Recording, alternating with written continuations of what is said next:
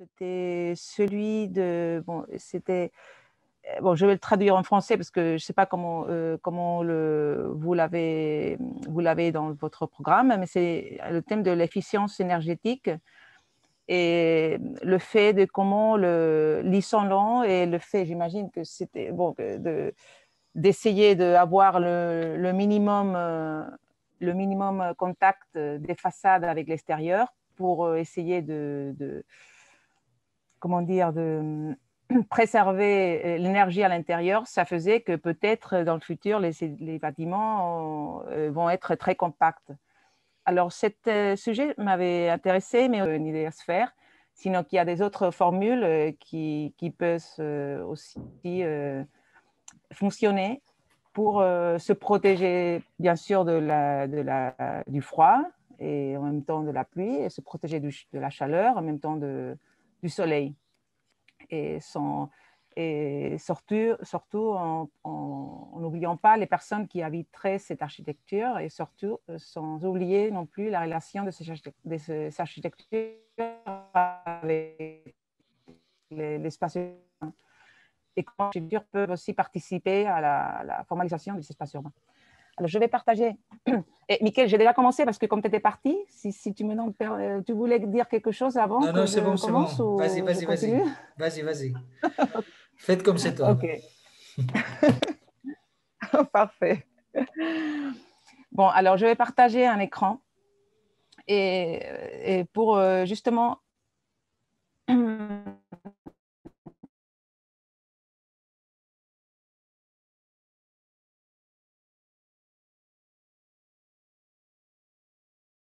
bon, c'est des projets qui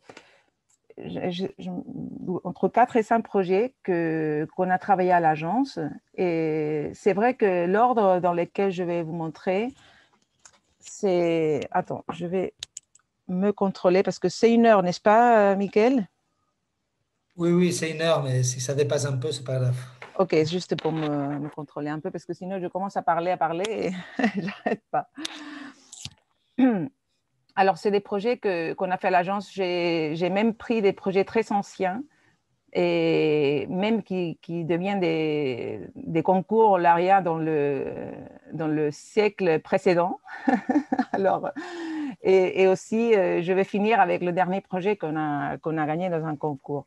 Mais je ne sais pas si c'est casualité, mais dans cette chronologie aussi, il y a une façon de comprendre l'architecture qui a commencé un peu plus oui, comme une pièce plus compacte pour essayer de se protéger de ce climat. Et finalement, cette architecture est devenue de plus en plus, comment dire, plus dissolue ou, comment dire, déployée pour finir à être un espace urbain en soi-même. Alors, c'était intéressant pour moi un peu de mettre cet exemple une après l'autre. Et je pense que ça va fonctionner bien pour le sujet d'aujourd'hui, que c'était juste pour moi cette, bon, comment les bâtiments ou comment travailler l'architecture pour être plus efficient de manière énergétique sans oublier, bien sûr, les espaces de relation. C'est pour ça que j'avais intitulé cette classe comme se protéger du soleil, de la pluie, du froid et de la chaleur, les nouveaux espaces de relation. Alors, le premier projet que je voulais vous montrer, c'est justement situé dans le désert d'Almeria, dans le sud d'Espagne, qui a un très fort, très fort, très fort climat de chaleur. Et c'est un petit village. Et bon, le concours, c'était pour faire un petit théâtre et un espace aussi pour les musiciens. Alors, pour nous, le plus important, c'était de penser comment s'installer dans un endroit si chaleureux et comment penser que l'architecture peut se protéger de ce climat si fort et en même temps voir ce paysage qui est vraiment si important, si fort. Alors toujours, on a la référence, ici pour nous, c'était obligé d'avoir la référence de Nancy Holt, et penser que comment vraiment penser un espace dans lequel on peut être à l'intérieur, protégé, mais en même temps voir ce paysage. Alors, les premiers croquis qu'on faisait, c'était toujours d'une façon, comment dire, intuitive, pour essayer de créer avec un programme qui est, bon, qui est à peu près, bon, c'est pas facile non plus de faire un programme d'un théâtre parce qu'on a des pièces qu'on peut pas changer leur dimension. Mais pour nous, le plus important, c'était comment intégrer cette grande pièce de la tramoya, je sais pas comment, bon, de la caisse scénique, et dans un paysage que bon, les bâtiments vont avoir 1 ou 2 niveaux d'auteur au maximum. Et pour nous, c'est important comment intégrer cette pièce, grande pièce scénique dans ce paysage et en même temps créer un espace pour être plus protégé de ce fort soleil qu'on avait tous les jours. Alors, on travaillait même à ce projet avec les… Excusez-moi, Oui. on ne voit pas en plein écran Ah bon? la présentation. On voit votre mode avec la diapo d'après. Ah, ok. Alors, ce que je peux faire, c'est que je ne sais pas. Alors, ah, d'accord. Je vais voir si maintenant ça fonctionne. Non.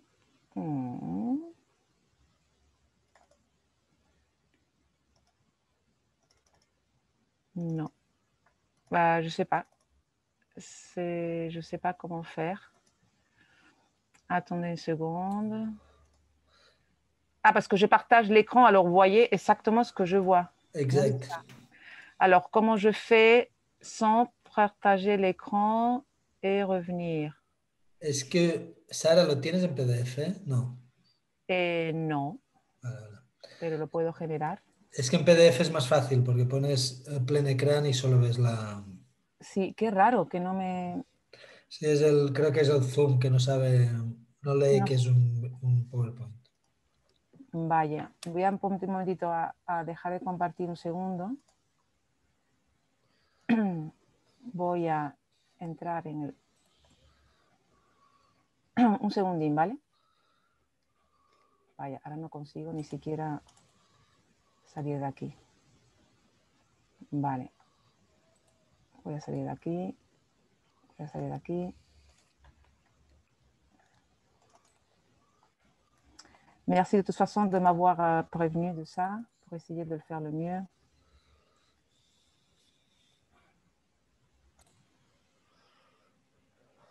Il va que pour la page 4.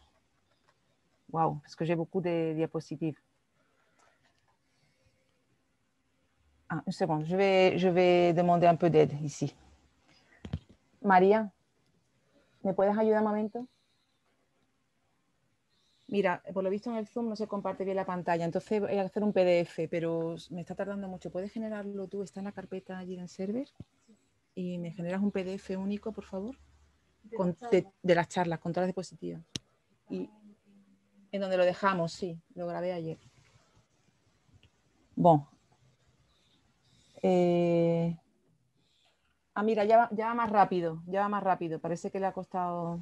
No, pero va lento. Te va. Inténtalo tú hacerlo y yo continúo por aquí. Bon, alors si ça vous dérange pas, je vais continuer de cette façon pendant qu'on fait un PDF, parce que sinon ça va être trop long.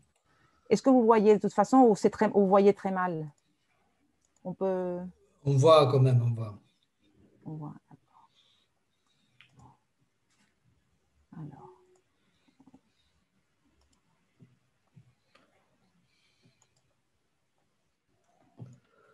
Peut-être c'est là.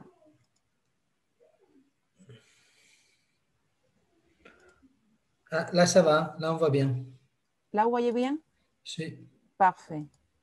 Et maintenant? Sí, sí, c'est bon. Ah, parfait, ça continue, parfait. Bon, alors, María, ya se ha resuelto, gracias. Ok, ok. Bon, excusez-moi, bon, je reprends. Alors, maintenant, on voit bien, parfait. C'était alors, ok. Bon, alors, je disais que, bon, comment c'était important dans ce projet de se protéger. et comment travailler avec les mains pour essayer d'avoir un projet qui en même temps puisse se protéger du soleil. Pour nous, c'était important. Je ne sais pas si vous voyez mon petit curseur ici dans l'écran. Non, non? Ça non. Ça non, ok. Bon. Alors, et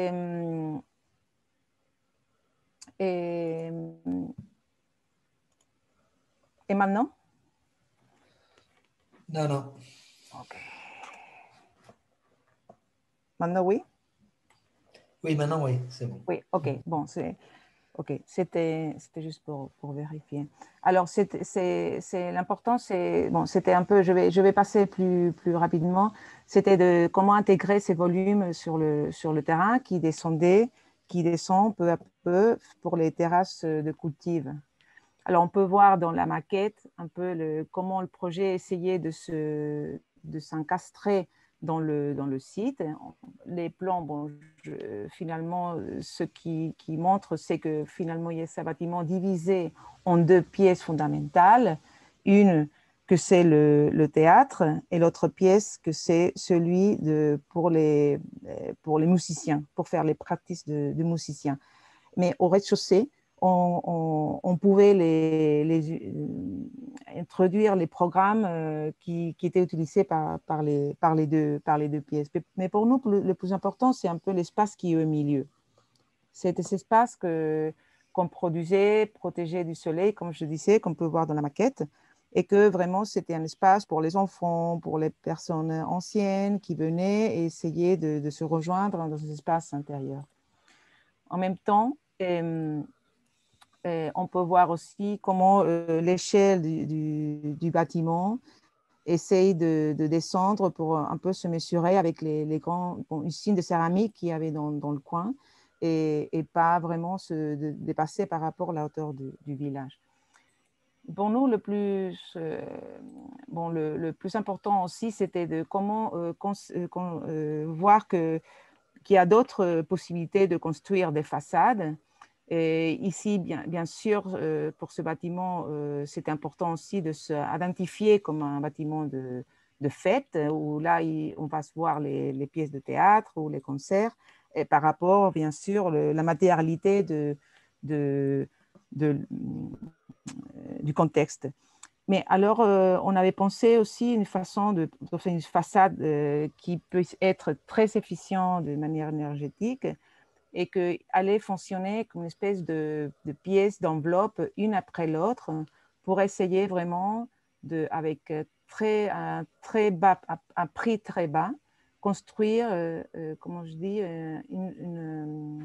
une façade qui puisse protéger tout le programme qui va se loger à l'intérieur.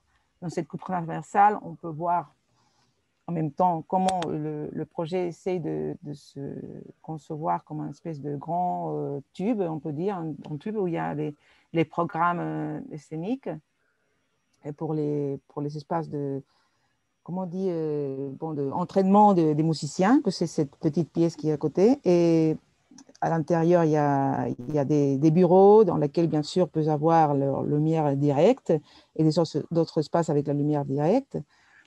Et dans la pièce de théâtre, on peut bien sûr imaginer qu'à l'intérieur de cette pièce, on peut trouver l'espace scénique. Alors, le fait que ce théâtre se incruste sur le terrain nous fait la possibilité de construire cet grand espace intermédiaire complètement couvert, extérieur, très ventilé, dans lequel les jours spéciaux, on pouvait faire vraiment de la fête, non? Où les gens peut-être vraiment pouvaient se protéger de ce soleil. Bien sûr, les autres jours, entre semaines, il y avait des autres visitants.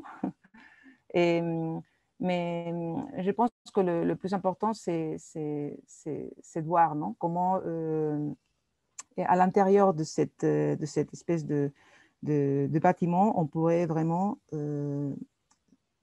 trouver des autres programmes. J'ai emmené cette espèce de séquences de construction dans laquelle on peut vraiment comprendre comment, depuis la structure et la forme, l'espace du bâtiment était déjà défini.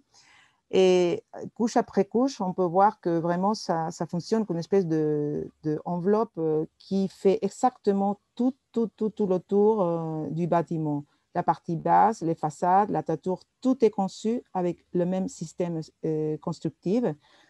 Alors, dans laquelle sur cette structure tubulaire métallique, on va l'envelopper avec une tôle pliée métallique et qu'après, on va le faire une couverture de isolant thermique qui va fonctionner, qui va faire encore tout le tour. Ah, mince, excusez-moi. Voilà. Et pour finalement finir avec une tôle d'aluminium perforée, que c'est la finition du bâtiment et qui permettra de créer une caméra très ventilée et toujours en ombre. Alors, ce système de concevoir la façade comme des couches après des couches nous permettra, avec un très, très bas prix, d'être très efficient contre la chaleur. Et en même temps, le bâtiment génère sa propre forme pour protéger en même temps cet espace de relation qui est au milieu entre ces deux pièces. Pour la construction, bien sûr, j'ai amené des détails constructifs dans lesquels on peut voir comment après la structure, qui est aussi un élément continu par la façade, la couverture et l'étage, et fait tout le tour après la tôle, après l'isolant et après l'autre élément que, comme vous pouvez voir dans l'image, est très perméable et qui permet de créer cet espace toujours ventilé en ombre. Et que bien sûr, il y a des endroits où on peut voir depuis l'intérieur, si on avait besoin d'avoir de la lumière, cette tôle pliée en aluminium permettait de rentrer la lumière extérieure. Bien sûr, on pouvait couvrir ça dans la nuit. Mais si on peut voir comment cette matérialité fait vraiment le tour et l'architecture essaie, comme je dis, de se protéger pas seulement pour son vêtement, sinon aussi pour sa façon de s'intégrer dans le paysage.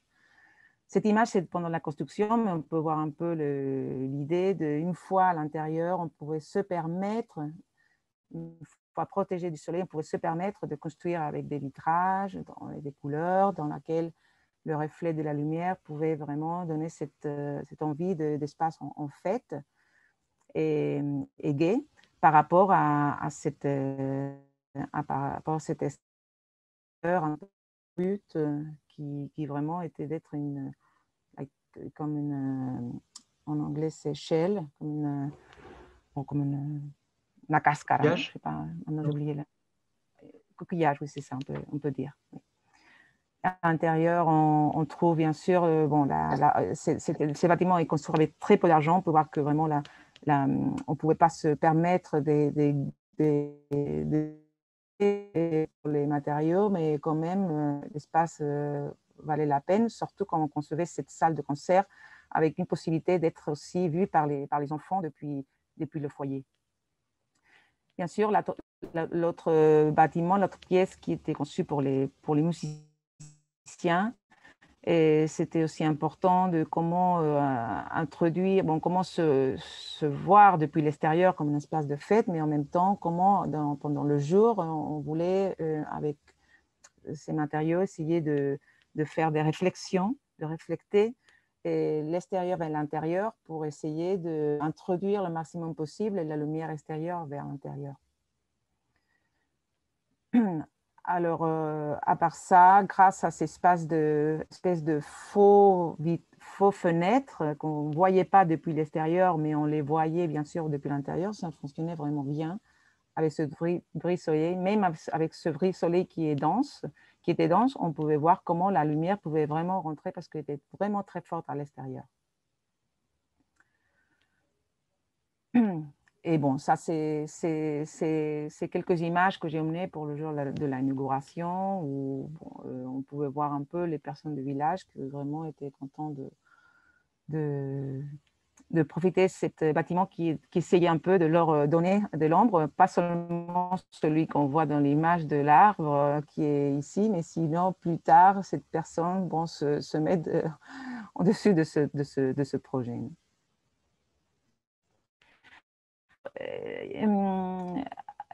Après, je voulais vous montrer un autre exemple d'un projet que aussi essayé par sa construction et aussi par sa forme, essayer de créer un espace intermédiaire. Cet espace qu'on avait vu à Níjar était un espace ouvert, parce que c'était l'espace qui était entre les deux pièces construites, mais essayait d'être très limité et contrôlé et couvert par cette porte-à-faux. Mais ici, c'est un cas complètement différent. Ici, c'était un centre de recherche ou un hôpital, à la Cartuja, Séville. Aussi, il a fait très, très, très chaud ici.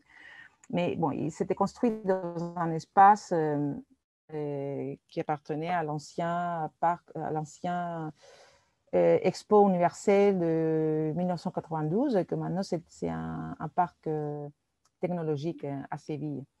Alors, le projet est situé ici et juste face à la place d'Europe. Et pour nous, c'est important d'avoir une opportunité de faire que le projet soit en soi-même un grand hall ou un vestibule urbain qui permettait, depuis la place d'Europe, de traverser jusqu'à la partie, l'autre rue dans laquelle on pouvait trouver tous les transports communs, tous les transports publics. Alors, c'était un passage obligé pour toutes les personnes qui travaillaient dans ce parc technologique. Alors, le fait que c'était un hôpital, ça nous donnait l'espoir que ce bâtiment va être 24 heures sur 24 ouvert et qu'en plus, on pouvait aussi travailler sur cet nouvel espace de relation et qu'en même temps, on voulait traiter cet espace comme un espace intermédiaire climatique. Et loin d'être un bâtiment fermé, compact, on voulait vraiment créer un intérieur très ouvert pour mieux se protéger contre la chaleur. Bon, alors finalement, c'est vrai qu'en même temps, on devait… Alors, on sait comment on va définir la dimension et la forme de cet espace intérieur. Alors, pour nous, c'était très simple. C'était justement la conséquence d'introduire les différentes parties des programmes qui étaient vraiment très complexes parce que finalement, ça fonctionnait comme un hôpital. Alors, dans le sous-sol, on peut voir le plan avec tous les salles d'opération, l'espace de… comment on dit déjà, diagnostic par image.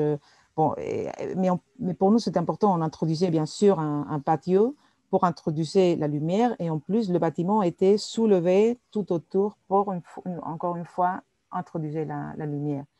Voilà pardon. Oups. Oui, qu'est-ce que vous voyez? Un écran complet ou seulement des petits écrans? Des petites Oui, diapos. oui. Oh, mince. Et maintenant, comment j'arrive à ça? Ahora está bien, ahora está bien. Ah, OK. OK. Alors, voilà. Alors, voilà, ça, c'est c'était le rez-de-chaussée dans lequel on proposait encore une fois, qu'est-ce qu'il y a? Oh, mince. Bon, je voulais…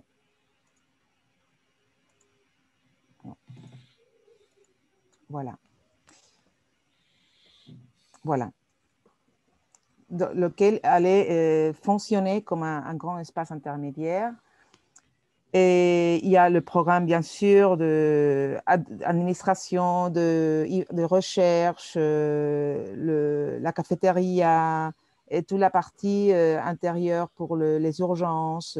Dans l'étage précédent, on peut voir les chambres, les espaces où on peut aller directement pour les consultes médicales, sans nécessité d'aller à les chambres.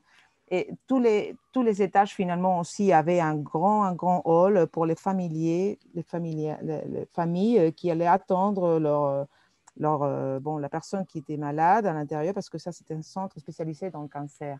Alors, c'était très dur pour cette famille. Alors, finalement, une fois qu'on superpose partie des programmes par programme, on définit la forme de cet espace intérieur, que c'était cet espace, comme je disais, qui nous donnait l'espoir un peu de comprendre que ce bâtiment pourrait avoir un grand espace intérieur défini par le programme, comme dans cette sculpture de Bruce Nauman on aime beaucoup à notre agence, qu'on appelle l'espace qui est en dessus de ma chaise. Alors, tous les éléments qui conforment la chaise, comme on peut voir les pattes ou les poutres, on peut dire, sont qui définissent cet espace. Alors, pour nous, c'est un peu pareil ce qu'on voulait faire dans le projet. Non, le programme qui est suspendu, c'est celui qui définit la forme de cet grand espace intérieur. Alors, on peut le découvrir en section, mais le plus important pour nous, c'est que cet espace est un espace extérieur, couvert, avec aussi une tôle d'aluminium. On utilise beaucoup l'aluminium parce que c'est un matériel qui se comporte très bien contre la chaleur et qui n'a pas l'énergie thermique qui a l'acier, et que permet que cet édifice en même temps soit être couvert en ombre, très ventilé, toujours contre la chaleur. Et bien sûr, cet espace principal continue vers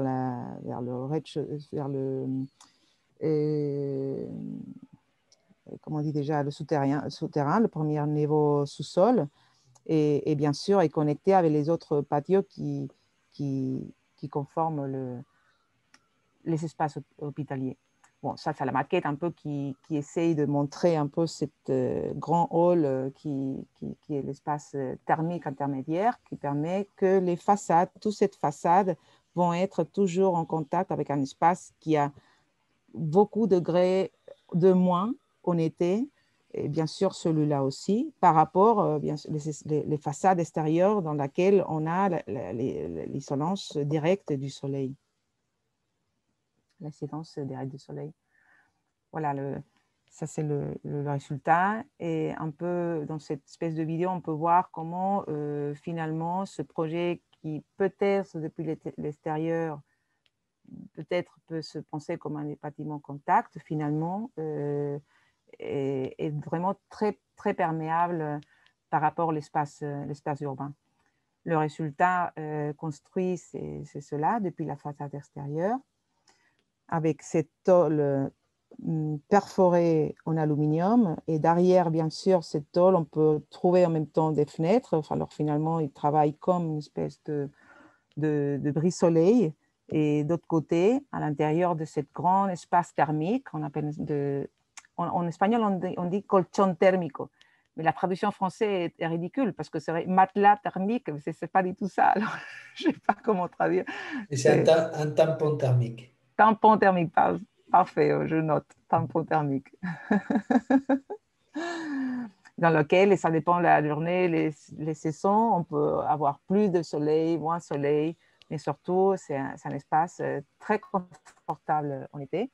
Et en hiver aussi, parce que cette tôle se réchauffe en hiver, pas beaucoup bien sûr, mais le suffisant pour avoir aussi un endroit dans lequel on n'a pas le vent direct, sinon qu'on est protégé vraiment du froid, et on a aussi quelques degrés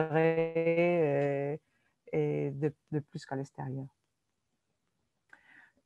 Alors, une fois plus, l'importance d'introduire pas seulement la lumière extérieure, mais aussi le paysage, en ce cas le paysage urbain, grâce à l'utilisation de ces matériaux. Dans le sous-sol, encore une fois, on peut voir comment on peut, encore une fois, essayer d'avoir cette lumière vers le sous-sol pour vraiment pas avoir le sentiment qu'on est vraiment sous terre. J'ai emmené aussi on peut voir peut-être dans cette image, on peut voir non, vraiment derrière où vraiment il y a des fenêtres et où vraiment s'ouvre cette grande hall que pour nous, c'est les espaces principaux pour les familles qui sont ici en train d'attendre leur, la personne qui est malade de sa famille et qu'on peut voir dans cette coupe constructive. Encore une fois, ces tôles pliées, tôles en aluminium perforé et continue. Aussi, elle continue, bien sûr, dans la toiture pour ressoudre la toiture. C'est un peu pareil comme le projet précédent, dans lequel il fonctionne comme una cubierta invertida, une toiture en vertige. Je ne sais pas si c'est le mot adéquat en France, mais que finalement, on peut qui est sur plot. Alors, l'évacuation de l'eau se fait derrière et bien sûr, l'isolant thermique dans tout le tour, sauf bien sûr quand il y a des fenêtres. On peut le voir ici. Alors, dans ce cas-là, cet espace intermédiaire très ventilé et en ombre était pensé grâce à la superposition de deux éléments qui sont standards de la construction et qui nous ont fait vraiment de faire une solution aussi très bon marché à très bas de prix, que c'est d'utiliser une tôle pliée galvanisée, en acier galvanisé, et superposer la tôle d'aluminium avec un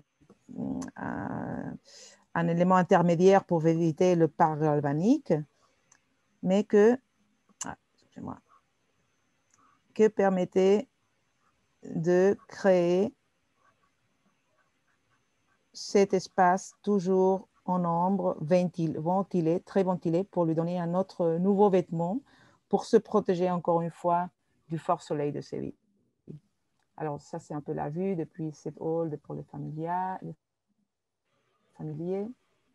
La façade, depuis la partie où sont tous les bus, les taxis, dans laquelle vont trouver toutes les personnes qui travaillent dans le quartier. La rampe c'est la même façade, mais avec la rampe urgence. Encore une fois, on essaie de rentrer dans cet grand espace intérieur. J'ai emmené aussi quelques photos qui m'ont prêté une agence de mode des enfants qui ont utilisé ce bâtiment. Je ne sais pas pourquoi, j'imagine que c'est un bon fond pour eux, mais j'aime beaucoup cette image pour voir un peu l'échelle de la pièce que je vous expliquais en avant, dans laquelle on peut voir que derrière est la tôle pliée, et toujours avec la même mesure,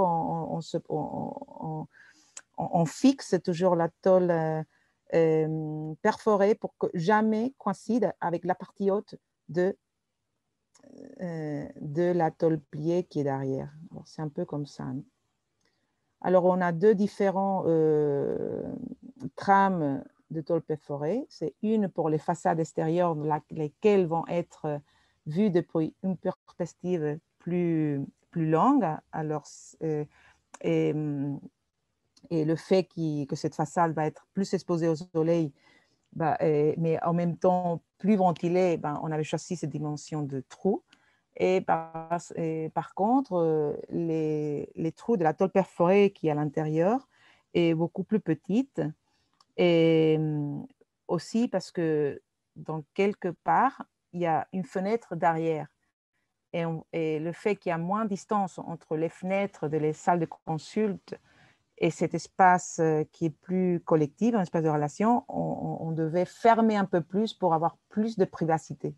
Alors, cette relation entre la peau ou la façade, non, de concevoir encore une fois la façade avec une superposition de couches, nous permettait pas seulement contrôler l'efficience énergétique dans le bâtiment, mais en même temps de contrôler la privacité entre les espaces plus privés, celui qui sont vraiment plus publics, et bien sûr cette forte connexion avec l'espace urbain. Et on peut voir comment, dépendant des saisons, et ça c'est une photo prise aussi dans cet espace intérieur, ce tampon thermique, qu'en hiver, on voyait comment aussi le soleil pouvait rentrer et créer cette atmosphère.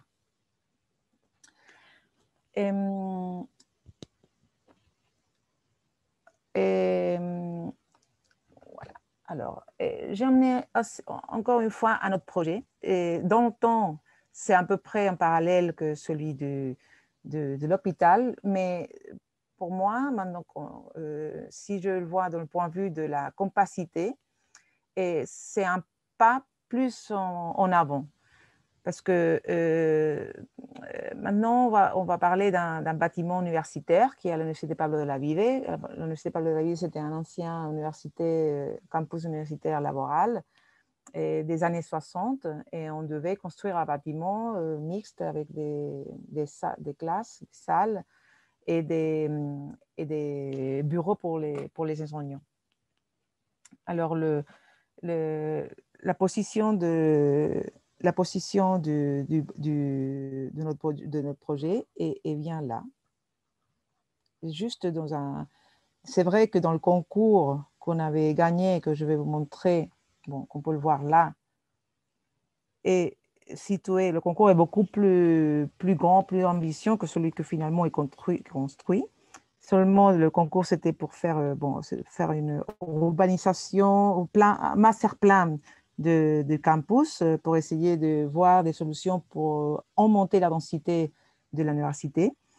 Et bien sûr, pour nous, c'était un peu dire, bon, on ne va pas faire dans cette université qui est au milieu de la campagne et qu'on ne va pas faire plus de villes, on ne va pas faire une réticule pour introduire des rues et des lots, sinon ce qu'on voulait faire vraiment, de concentrer cette nouvelle densité sur deux grands bateaux de bâtiments qui étaient situés à peu près par là et que vraiment intégrer pas seulement les classes, sinon les bureaux, mais aussi les résidences pour les étudiants. On peut voir un peu sur cette maquette que ces bâtiments aussi essayaient d'avoir une promenade couverte, mais qui voulait être en très relation aussi avec la campagne.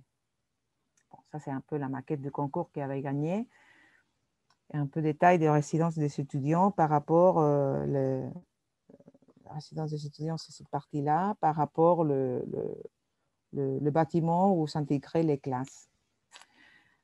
Mais finalement, le problème, c'était que ce projet, bon, on a été lauréat pour le master plan, on a été lauréat parce que c'était 3 prix dans le même concours.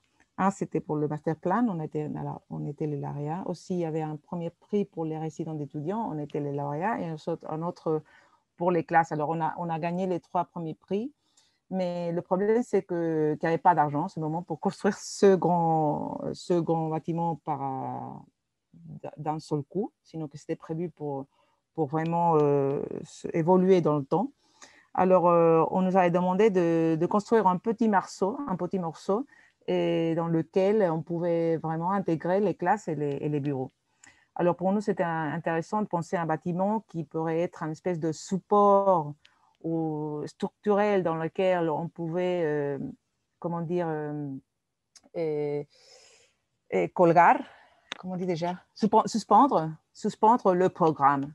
Comme vous voyez, on est un peu obsédé par suspendre les programmes dans notre projet et que toujours c'est le programme suspendu qui définit cet espace ou ce tampon climatique qui nous met en accord l'architecture avec l'espace urbain. Et en ce cas, c'est l'espace de la campagne, parce que c'est, comme je vous avais dit au début, c'est un campus très intégré dans la campagne. Alors, on était un peu obsédés aussi pour essayer de proposer un bâtiment qui pouvait être comme un arbre, qui pouvait être comme le Soko arabe dans lequel on est protégé du fort soleil, mais en même temps, c'est un espace de relation et qu'il y a le programme qui accompagne ce grand espace. Mais en même temps, on pensait que ce support pouvait, pourquoi pas, se remplir en densité. Je ne sais pas, 10 ans après, on pouvait introduire plus de classes suspendues pour avoir plus de densité dans cette grande structure. Ça, c'était un peu l'idée initiale de ce projet en deuxième version.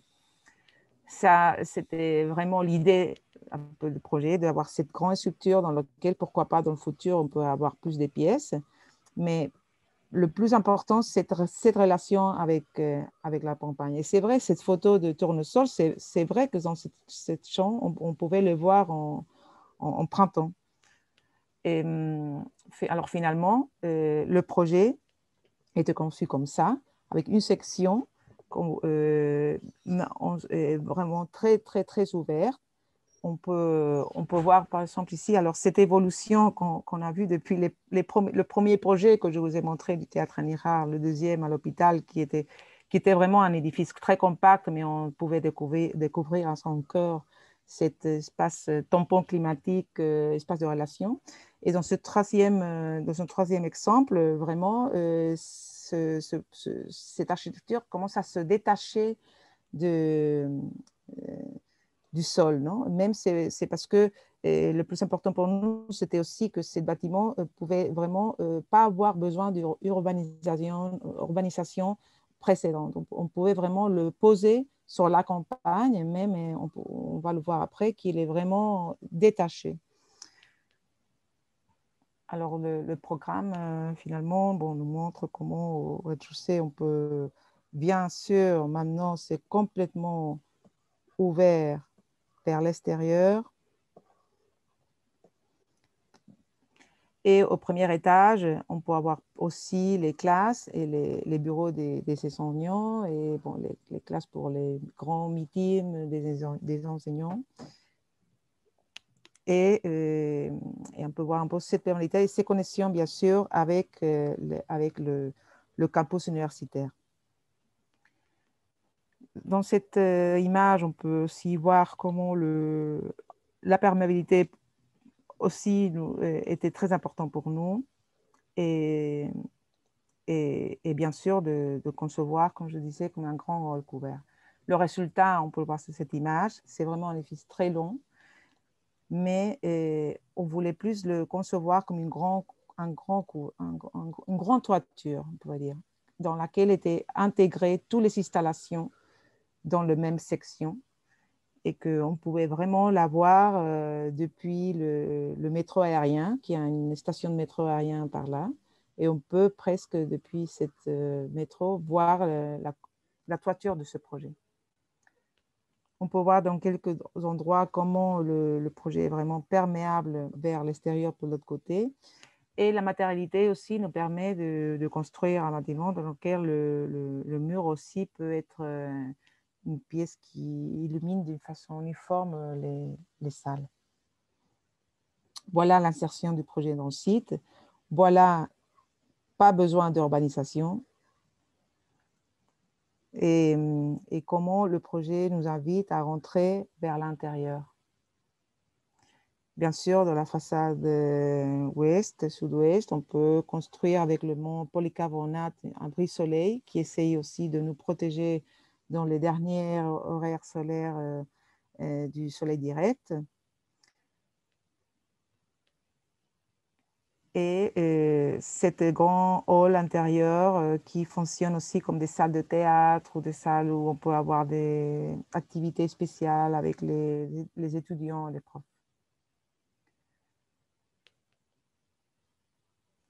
Ici, encore une fois, grâce à une double couche de polycarbonate en épaisseur, on a pu construire un espace intermédiaire, encore une fois, et cette fois-ci n'est pas en ombre, et grâce à l'orientation de ce bâtiment, mais il est complètement aéré, complètement ventilé, grâce à l'épaisseur parce qu'on avait, je descends ici, il y a deux couches de polycarbonate, dans laquelle on peut voir les fenêtres qui sont là. Mais dans cette... Pardon, c'est pas bien dessiné. C'est pas bien dessiné. Alors, bon, ça... Excusez-moi. On va faire voir comment on peut effacer ça. Voilà.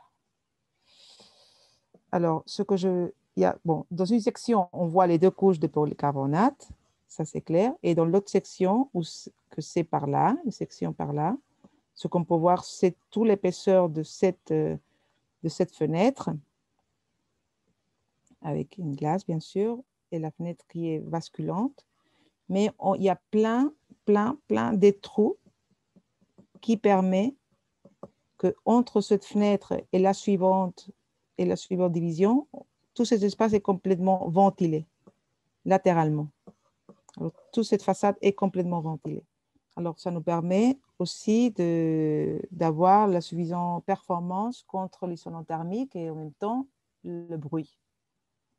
Bon, alors on rentre dans cette au-dessus de cette toiture dans laquelle on travaille aussi avec la couleur, la double réflexion. Derrière cette matériel de polycarbonate, on introduisait de la couleur et toujours aussi avec l'obsession d'introduire les réflexions comme dans cette sculpture de Donald Diat, de l'extérieur vers l'intérieur et faire que le volume vraiment disparaisse. Loin de concevoir un volume compact, on voulait vraiment que l'architecture soit complètement dissolue avec l'extérieur. Un peu cette image, non? D'essayer de jamais, on ne peut jamais imaginer que l'architecture, c'est un cube qui se pose directement contre l'espace urbain, parce qu'on est convaincu que l'architecture doit vraiment être beaucoup plus aimable avec la ville, ou avec en ce cas-là avec le campus ou avec l'espace public, en essayant vraiment d'être complètement perméable et essayer à donner des espaces dans lesquels les personnes peuvent être couvertes contre la pluie, contre le soleil, ou simplement pour être là et avoir une conversation. Alors ça, je commence avec les images, plus des images. Le programme qui est suspendu, qui va définir la forme de cet espace. Et on continue.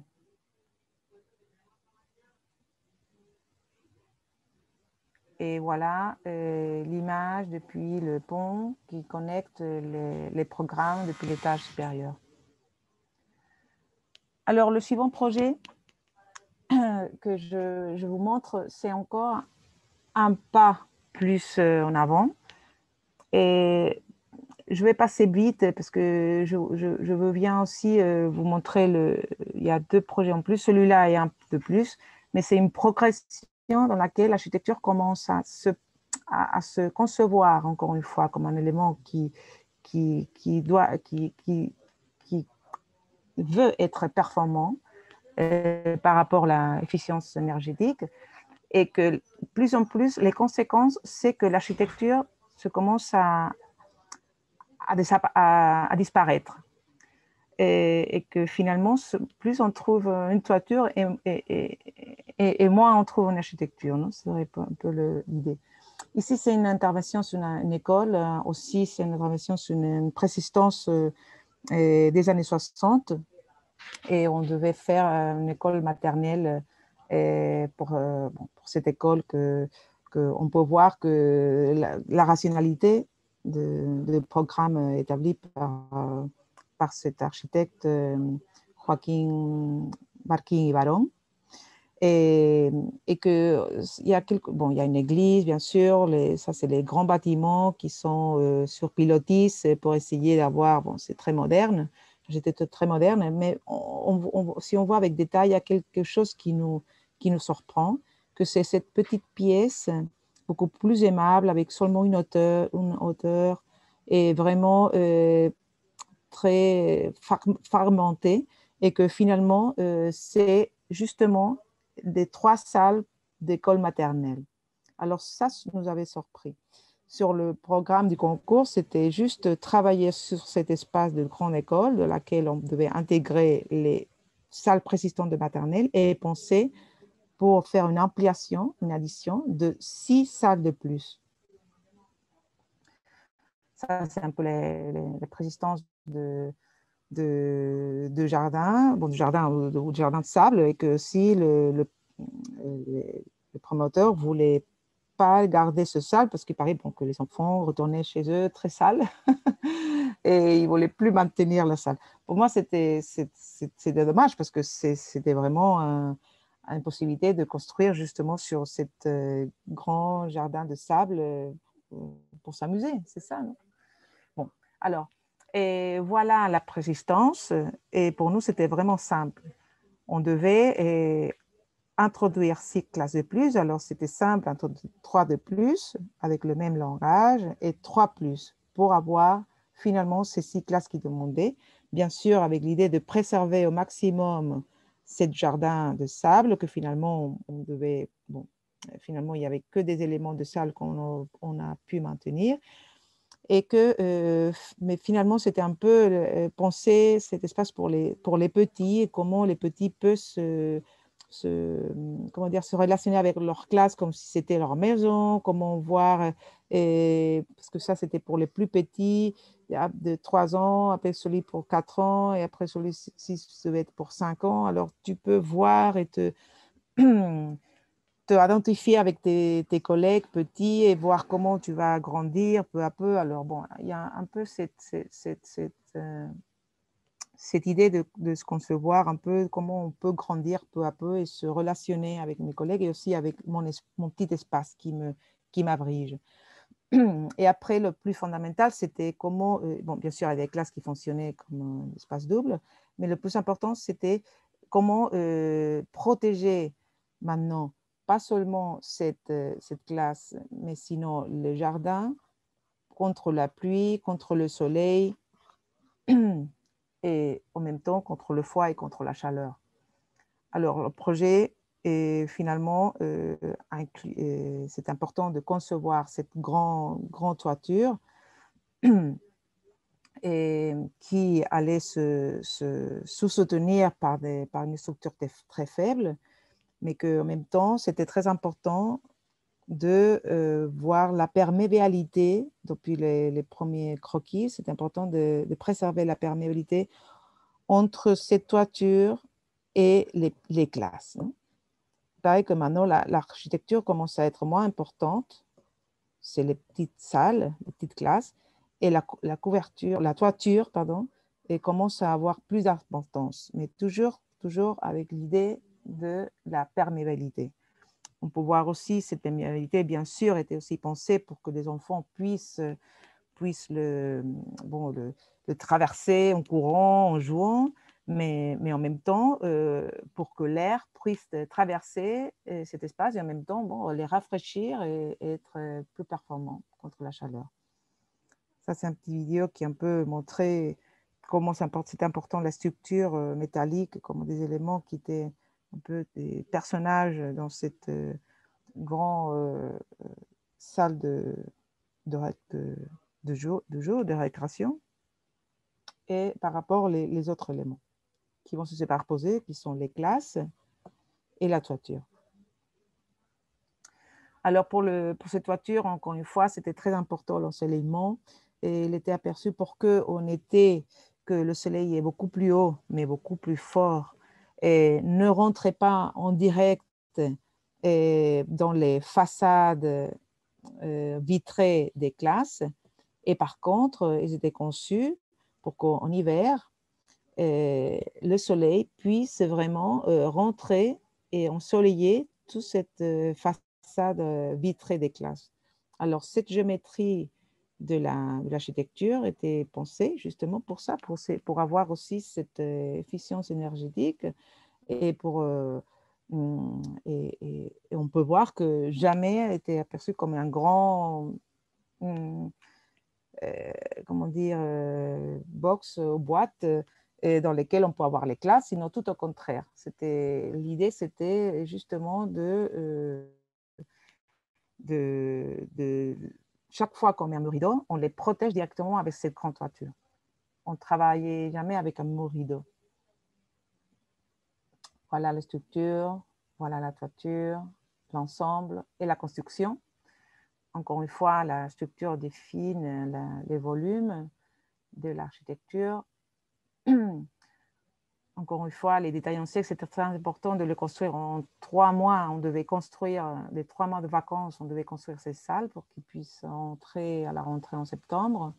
Alors, c'était très important de concevoir le projet avec, bien sûr, toutes les couches constructives nécessaires. Et aussi, on avait la possibilité de ventiler l'espace entre les structures et toitures et le faux plafond pour le faire beaucoup plus performant. Et bien sûr, en même temps, l'intérieur des classes aussi avait la possibilité d'être vraiment très ventilé. Voilà le résultat. Et bien sûr, on peut voir que la perméabilité visuelle était très importante aussi pour que les professeurs puissent contrôler les enfants. Et bien sûr, ici, on peut trouver un espace où il y a un creux, où il n'y a pas de classe, mais on peut voir comment c'était un espace qui était conçu pour introduire un scénario éphémère pour les fins des cours et pour faire des représentations et bien sûr aussi pour avoir une relation entre les plus petits et les plus grands qui étaient juste derrière, celui de primaire ou secondaire qui jouait de l'autre côté. Et voilà, malheureusement, c'est le petit morceau de sable qu'on a pu garder pour ces petits enfants qui essayaient de jouer tout le temps avec ça. Mais bon, ce n'était pas notre faute, hein. C'était vraiment très important pour eux. C'était une condition très stricte sur ce projet. Mais enfin, on a pu préserver quelques éléments. Bien sûr, dans cet élément de la toiture était bien sûr intégré le luminaire.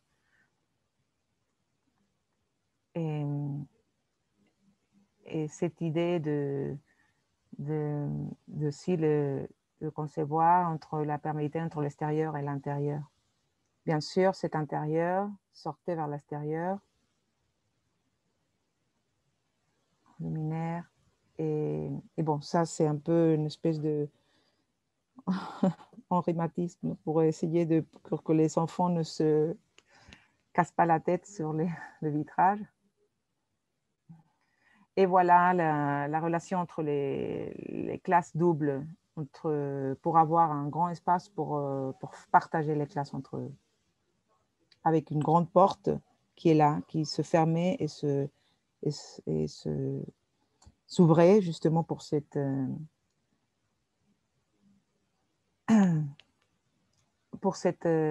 activité ensemble. Et pour finir, dans les prochains 5 minutes, je voulais finir avec un projet qui a été récemment lauréat, avec aussi une collaboratrice de l'étude, Maria de Lara, qui était c'est un programme très spécifique à Cartama, à Malaga. Et c'était un programme une espèce de petit musée, mais que vraiment l'objectif fondamental, c'était de protéger les ruines archéologiques et créer un espace urbain. Parce que c'était l'endroit qu'on peut voir dans l'image, c'était vraiment la grande place centrale historique du village. Et qu'un jour est venu un archéologue qui a découvert qu'il y avait l'ancienne église romaine et il y a plusieurs couches archéologiques dans lesquelles on peut trouver même des ruines pré-romaine, non? Et très ancienne avant de l'étape de Christ, non? Alors, c'était très important pour eux. Ils étaient quelques années en faisant cette excavation. Alors, l'objet, c'était comment les protéger, mais sans comment les exposer, mais sans, bien sûr, supprimer l'espace urbain qu'ils avaient dans les années précédentes. Alors, c'était un peu compliqué, mais mais très, très intéressant. Voilà le paysage qu'on a dans ce village. Voilà le site qui est là. Et derrière ces montagnes, on peut trouver la mer. Il est très, très, très... Il y a 10 kilomètres de Malaga, la côte de Malaga. Alors, on peut voir depuis cette montagne de laquelle on peut voir, pardon, je le remets, il y a aussi il y a un petit château, un petit reste de ruines d'un château. Et on peut, depuis la vue qu'on peut voir depuis ici, c'est celle-là, dans laquelle on peut voir qu'il y a une grande pente, dans laquelle tout ça, c'est le site pour intervenir. Même ces maisons vont être détruites pour continuer les excavations.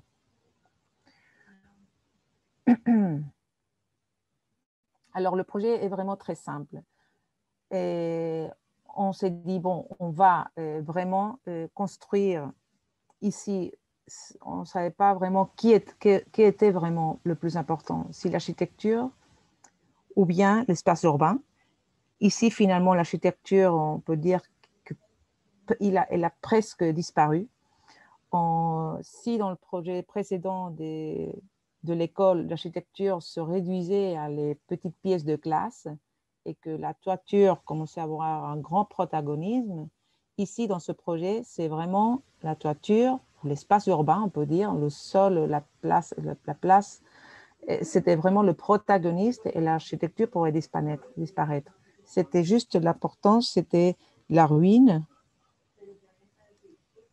et bien sûr le reste, l'espace urbain qui est là. Alors, une image de projet, on peut voir ici. Et vraiment, ce projet ne voulait pas être architecture, il voulait être que une cascade de places, de places urbaines, très bien connectée, bien sûr, avec la grande pente, et que aussi nous puisse permettre de voir les ruines depuis l'espace urbain. Ici, il y a une église très importante dans laquelle ils font des processions, je ne sais pas quelle année, et qui, pour eux, c'était très important, pour les citoyens, c'était très important de pouvoir faire une promenade depuis le château jusqu'ici et rentrer avec cette procession à l'intérieur de l'église. Alors, le projet voulait donner vraiment une réponse à les besoins des citoyens, comme des citoyens qui profitaient des espaces urbains. La suivante image, c'est un autre perspective dans laquelle on peut voir que la perméabilité nous permettait vraiment de voir les ruines, des rentrées, mais vraiment, c'est tous des espaces extérieurs, jamais un espace intérieur. Il n'y a pas des espaces climatisés. Cette 3D nous permet un peu de voir qu'est-ce qu'il y a en dessous, au-dessus de cette toiture. Ça, c'est l'église qui est à côté, de laquelle je parlais avant. Et bon, on peut voir tous les ruines proto-historiques qui sont cette petite jeune. Il y a une pièce qui est vraiment climatisée et une qui, pour préserver une ruine qui est très, très délicate. Mais sinon, le reste est complètement extérieur. Alors, on peut voir un chemin, une promenade d'exposition tout autour, à travers une rampe qui nous permet de se promener à l'intérieur, protégé de cette grande couvert, et pour arriver jusqu'à la partie haute. Et aussi, vous voyez, on le fait depuis l'intérieur sur cette toiture, mais aussi par-dessus la toiture, par la partie haute et par la partie basse. On peut avoir toujours cette perméabilité. Alors, l'architecture, finalement, a disparu. Bien sûr, je pourrais aussi parler de la performance énergétique de cette grande toiture dans laquelle on intègre des éléments, des micro-éléments qui permettent de préserver l'humidité pour, encore une fois, lutter contre la chaleur. Bien sûr, il y a des pergolas qui aussi essayent d'avoir des espaces en ombre. Bon, c'est toujours comment préserver contre la chaleur, mais dans un espace vraiment complètement ouvert et perméable et très, très, très ventilé. Voilà, bon, je passe rapidement les images. celui qui est directement en contact avec la place urbaine, la rentrée principale, l'église. On peut voir un peu cette image, un peu comment est la matérialité ici de cette grande toiture depuis l'intérieur et veut être brute, bien sûr, parce que c'est un espace qui doit se maintenir sol. Il n'y a pas, c'est pas à l'intérieur d'un bâtiment, sinon c'est un espace urbain protégé et un ancien espace urbain protégé, mais très perméable depuis aussi l'extérieur pour que les personnes puissent aussi en profiter de voir les ruines par l'extérieur, ou sinon on veut aussi par l'intérieur. Le suivant niveau plus haut nous permet d'entrer directement aussi à l'ancienne église romaine, laquelle on pourrait avoir des autres activités comme des concerts ou des exhibitions ou n'importe quelle.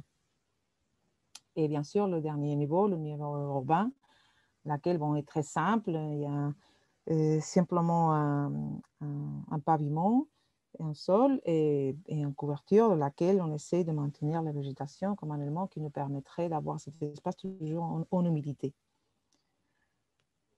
Alors, avec cette image, je finis. Simplement, si on se souvient depuis le premier projet qu'effectivement était plus un bâtiment fermé, compact, mais qui essayait de créer un espace protégé. Finalement, l'hôpital, c'était cet espace compact, mais qui était complètement fragmenté grâce à que la façade n'était pas opaque, sinon était perméable.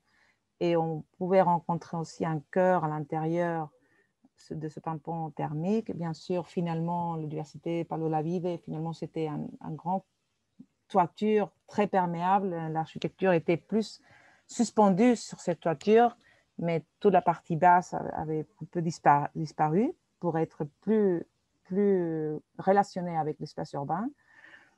L'école, finalement, l'architecture était presque disparue parce que était en vitrage, les éléments étaient en vitrage et l'unique protagoniste de la toiture. Et finalement, ce projet, il n'y a pas d'architecture, c'est seulement toiture et on peut ressoudre en même temps le programme demandé et, et, et, et voilà, c'est ça un peu. Comment l'architecture vraiment a beaucoup à faire par rapport à l'espace urbain. Merci. Merci à toi, Sarah. C'était une présentation très riche avec beaucoup de questionnements sur les plusieurs projets qui étaient présentés. Donc, je vais laisser la parole aux étudiants pour qu'ils te posent des questions, des interrogations qu'ils ont eues par rapport à ta présentation et par rapport aussi à leurs inquiétudes théoriques et pratiques. Voilà. Parfait. Volontiers. Là, ça va se passer 2-3 minutes, il n'y a personne qui parle, donc jusqu'au moment qu'il y a un qui va se lancer. Mais c'est toujours comme ça. Donc, Il faut... Je vais y aller alors. Déjà, je tenais à dire que il y a de tous les projets que vous avez présentés, en tout cas, il y a vraiment une cohérence, je trouve, qui se dégage. On reconnaît directement, malgré que ce n'est pas forcément les mêmes matériaux qui sont mis en œuvre ou qui ne sont pas travaillés de la même manière. Je trouve que vraiment, on reconnaît, quoi, même sur le travail de l'organisation des espaces, etc. Donc ça, c'est vraiment appréciable. Et moi, j'avais une question par rapport au premier projet que vous avez présenté, l'espace scénique. Oui. J'ai vu que, alors si j'ai bien compris, il y avait des salles de répétition à l'intérieur. Oui, c'est ça. Salle de répétition, c'est ça. Et vous disiez qu'elles étaient vitrées pour donner à voir en fait depuis l'extérieur. Je trouvais ça intéressant, mais ça me posait la question par rapport à comment l'acoustique était gérée à l'intérieur. Parce que je vois que c'est pas mal de béton aussi, donc ça réfléchit beaucoup le son. Oui. Alors, je vais retrouver le plan. Je vais repartager avec vous le... Je vais voir si je peux... maintenant, je ne vois pas seconde. Et...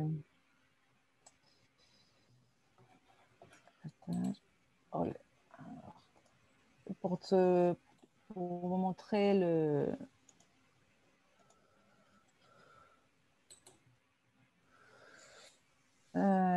parce que la distribution de cette salle, parce qu'il y avait des salles de répétition dans lesquelles il y avait des panneaux, dans lesquels on pouvait les fermer justement pour cette condition. On va voir si je le peux voir ici.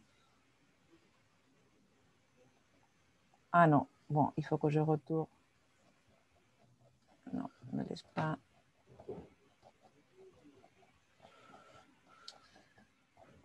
Il faut que je recule 160 slide. Alors, diapositive. Voilà, voilà. Alors, bon, les salles de répétition. Attends, je te le montre. Alors, là, il y a une salle de répétition que maintenant, vous la voyez ouverte. Mais vous voyez tous ces panneaux qu'on peut les refermer pour avoir cet espace complètement fermé. Aussi, la partie basse, il y a aussi une autre salle de répétition. Alors que ici, c'est fermé, de l'autre côté ouvert, mais aussi on a la même possibilité de s'enfermer. Et je peux vous la montrer en plan. Que je pense que c'est là. Voilà. Qui sont là. Je ne sais pas si vous voyez, si je fais un zoom. Ouais. Bon, là, c'est une des salles de répétition, laquelle ici, il y a la possibilité d'être fermée, mais tout ça, c'est un matériau très absorbant acoustiquement, tout autour, ici. Et la partie, on pouvait aussi descendre comment on dit déjà, des cortinas, je ne sais pas comment on dit, des courtagnes, je ne sais pas comment on dit maintenant en français, j'ai oublié le mot. Bon, des stores, oui, c'est ça, des stores. Et dans la salle qui est au plus haute, on a aussi cette salle, elle est là, et on peut même la diviser en deux. L'image que vous voyez depuis ce double espace, c'était là qu'on pouvait le fermer. Ici, il y avait d'autres possibilités de la fermer. Et là aussi, il y a l'autre possibilité de la fermer. Alors, depuis cette, on pouvait rentrer à une et à l'autre. C'était simple. Mais c'est vrai qu'on donnait la possibilité de les ouvrir si jamais il y a une autre espèce de spectacle ou d'élément dans lequel on pouvait faire entrer la lumière jusqu'au cœur du bâtiment ici. Oui. D'accord. Voilà. Ok, ben merci. Non. De rien.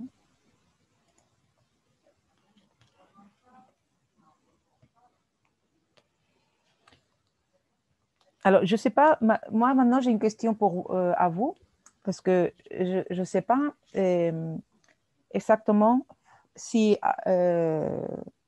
j'imagine que vous avez eu aussi d'autres interventions, mais bon, le fait que vous êtes en 4e année, vous avez bien sûr, beaucoup de bagages, beaucoup de connaissances, parce que vous avez recherché sûrement beaucoup par rapport à l'architecture.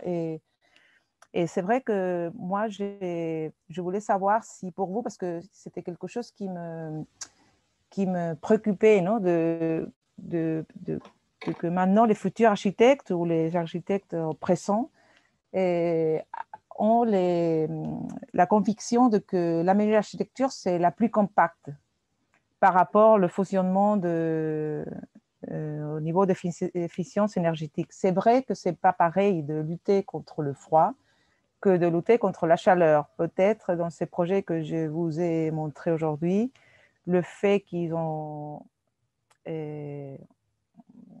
presque la totalité sont conçus au sud de l'Espagne, et ça me préoccupait beaucoup plus la chaleur que le froid. Mais par contre, comme vous pouvez voir, il y a aussi d'autres formules pour travailler avec les façades, et d'une manière très bon marché, en utilisant un matériau multiplié, en multipliant les mètres carrés, mais en superposant les couches, que vraiment aussi ont la possibilité de lutter contre le froid. Et ce n'est pas quelque chose qui doit être, comment dire, qui doit annuler, non, la possibilité de faire une autre architecture qui ne soit pas compacte. Alors, c'est un peu ça ce que je voulais vous transmettre aujourd'hui avec cette classe.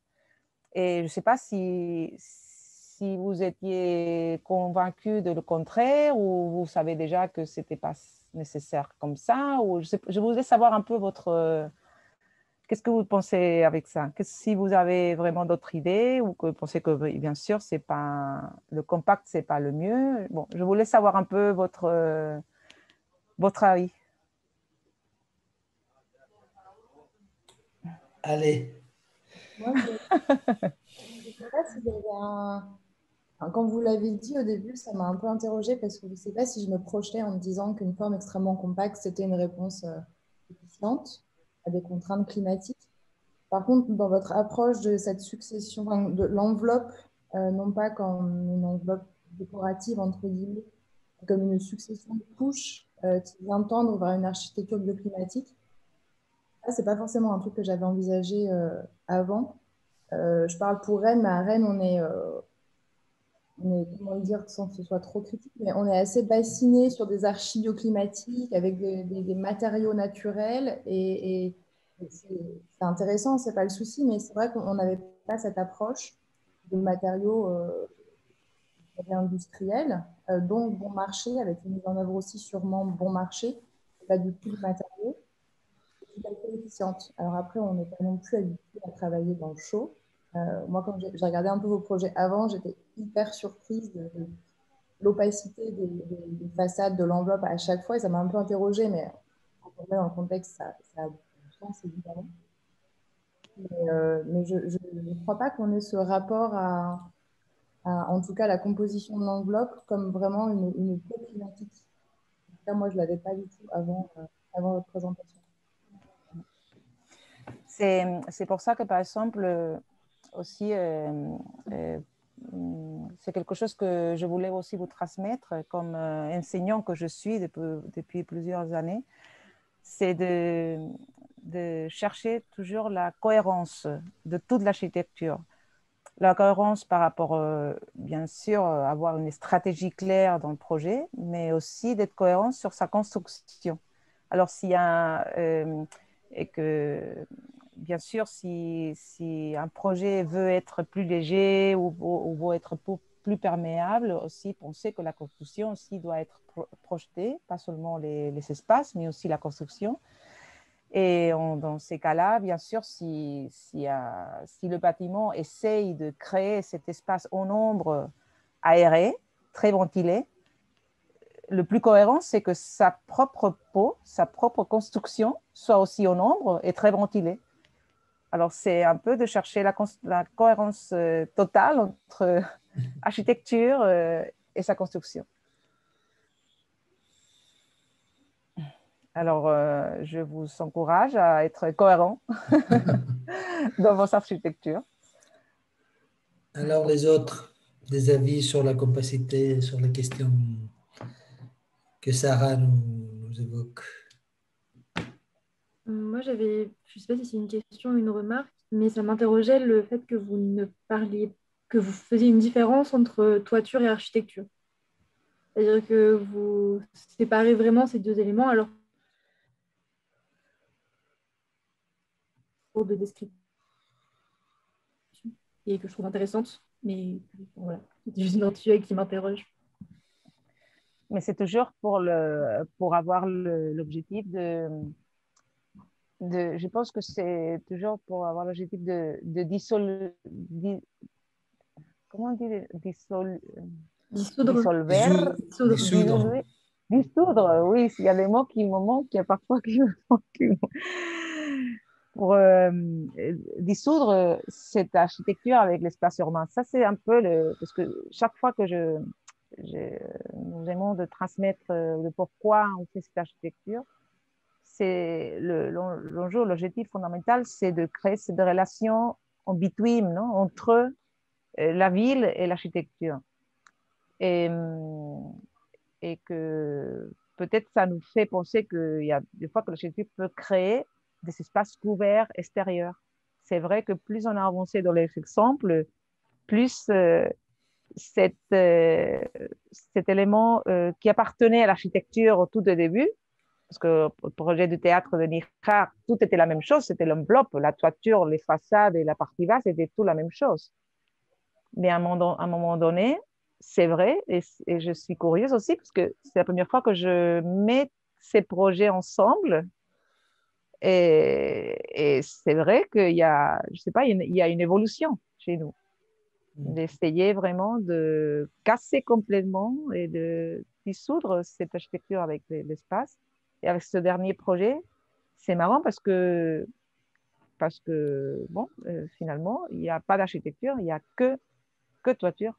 Vraiment, c'est vrai parce que le programme aide, parce qu'on ne nous demande pas avoir un espace climatisé, mais, mais, mais ça, oui, c'est intéressant aussi pour moi, cette évolution. Alors, les garçons. Ouais, moi j'ai une question. Du coup, en fait, vous construisez un petit peu le vide, on va dire. Ça veut dire que vous construisez le vide, vous développez une enveloppe qui va venir encadrer un espace que vous voulez laisser creux et perméable. Et en fait, du coup, je me demandais si c'était volontairement que vous commenciez un petit peu à l'envers du projet, donc par l'enveloppe, et que vous passiez la structure au second plan, ou est-ce que c'est juste dans la présentation d'aujourd'hui que vous avez cette démarche où vous travaillez vraiment par pliage et par d'abord les façades qui vont entourer le projet pour ensuite aller vers la structure et les programmes qui viennent ensuite. Bah, c'est une question difficile parce que je pense que c'est tout en même temps. Et on pense tout en même temps parce que le premier pour nous, c'est toujours de pas créer une façade. Ça, c'est ce que j'ai clair. Parce que nous ne savons pas faire des façades conçues par, tu vois une façade avec une fenêtre, une porte. Ça, on ne sait pas le faire. Et c'est vrai qu'on utilise, on a cette obsession aussi d'utiliser les enveloppes ou les couches qui vont conformer les façades. Mais parce qu'on a une obsession de jamais montrer un élément qui donne information sur l'échelle.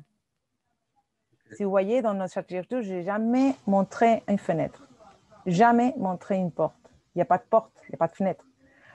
Pourquoi? C'est une obsession pour que cette architecture aille peut-être quelques attractions pour quelque chose qui est inconnu, parce qu'on ne connaît pas son échelle. Et on essaye toujours de montrer qu'il y a quelque chose derrière, quelque chose qui est soutenu, quelque chose en bas, pour faire cette attraction et justement ça, pour offrir cet espace de relation pour la ville, pour offrir cet espace, une fois que les personnes sont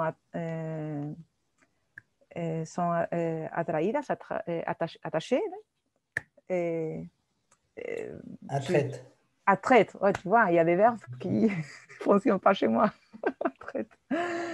Une fois que cette personne sont attraite, et ils disent, oh, tiens, on continue à être un espace qui est public, mais public parce que ça appartient à un bâtiment public, ça c'est vrai, non? On essaie toujours de supprimer la barrière entre l'espace public qui appartient à la rue et l'espace public qui appartient à un bâtiment, mais finalement les deux sont publics. Alors c'est un peu ça, non? D'essayer de...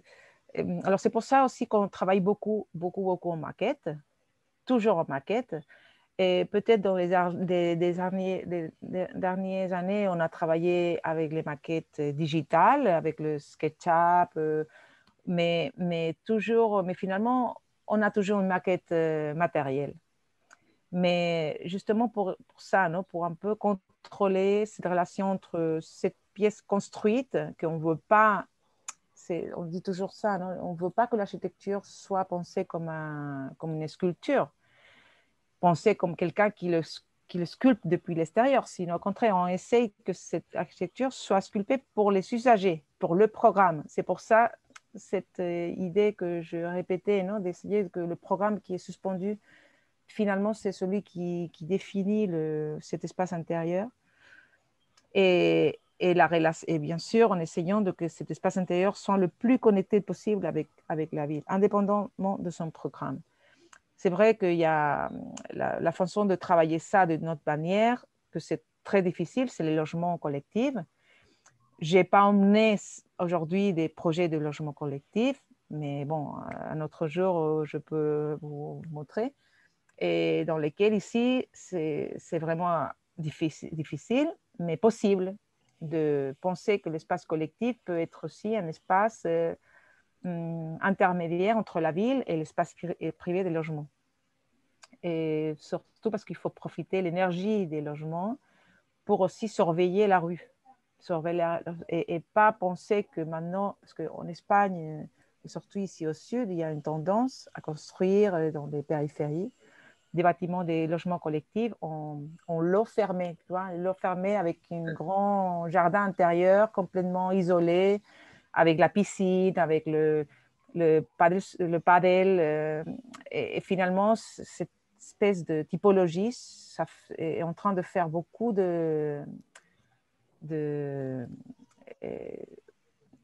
damage et beaucoup de mal, est en train de faire beaucoup de mal à l'espace urbain parce que finalement, il n'y a pas d'interaction entre ces logements et la ville. Alors finalement, tu marches dans les rues qui sont complètement isolées, il n'y a personne parce que tout le monde est enfermé dans ces maisons en or, tout autour de la piscine.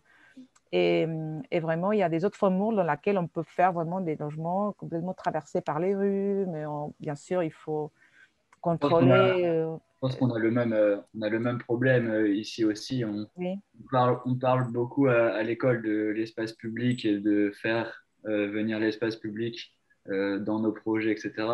Mais ce qu'on voit, par exemple, dans le centre-ville de Rennes, c'est tout autre. C'est pas encore du tout mis au point. Il y a comme une crainte un petit peu de faire rentrer l'espace public et que les gens puissent entrer librement, dégrader, rester squatter les lieux, etc. Je pense que c'est encore un peu compliqué de venir vraiment ouvrir tous les espaces au public.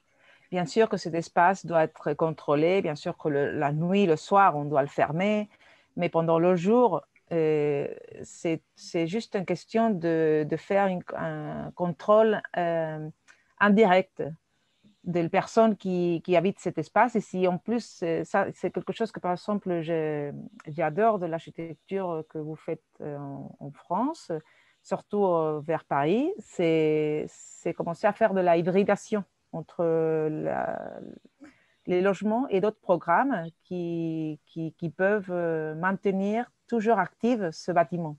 Alors, le fait qu'il soit toujours actif, qu'il y a toujours des personnes à l'intérieur qui l'habitent et qu'ils puissent contrôler d'une manière indirecte ce qui se passe à l'intérieur, c'est la meilleure formule pour justement que ce croisement entre le public de la ville et le collectif d'espace des logements fonctionne. Ça, je suis convaincue de ça. Okay. Ouais.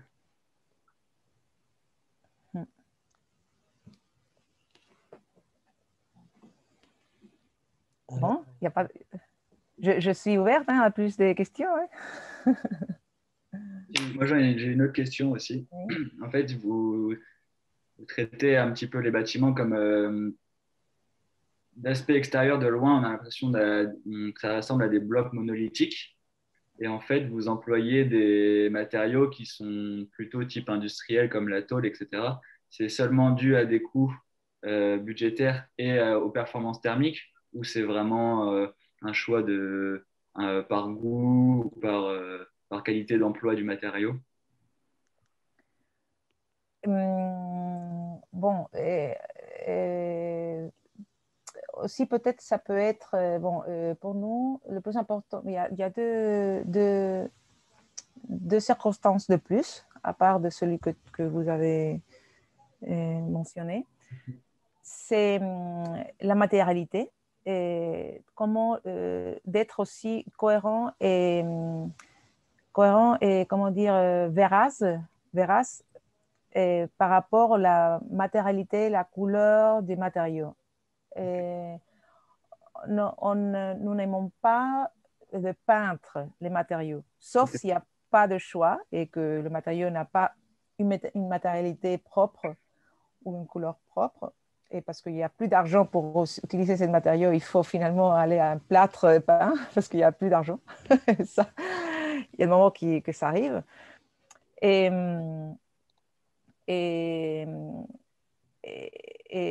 ces matériaux qu'on utilise ont une matérialité propre et une couleur propre. Et surtout le fait qu'on peut le construire en sèche. C'est des matériaux qu'on peut le standardiser et construire en sèche. Ce n'est pas de la brique. Par exemple, ici en Espagne, on continue à utiliser beaucoup de la brique. Moi, j'ai appris, après l'expérience que j'ai depuis ces dernières années, de projeter et construire en France, parce que, par exemple, il y a 2 années, un an et demi, quand j'ai été à Rennes faire la conférence, j'ai montré un projet que je suis en train de faire.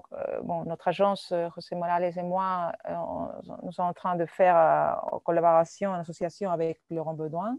C'est une Learning Center in Paris-Saclay. Et notre expérience, c'est de faire un projet, les détails constructifs et faire la valoration. C'est que c'est incroyable la différence, et Mickaël, sûrement tu vas le savoir, la différence de prix qui devient dans la construction par rapport si tu emploies de la main humaine, de manœuvre humaine et pas.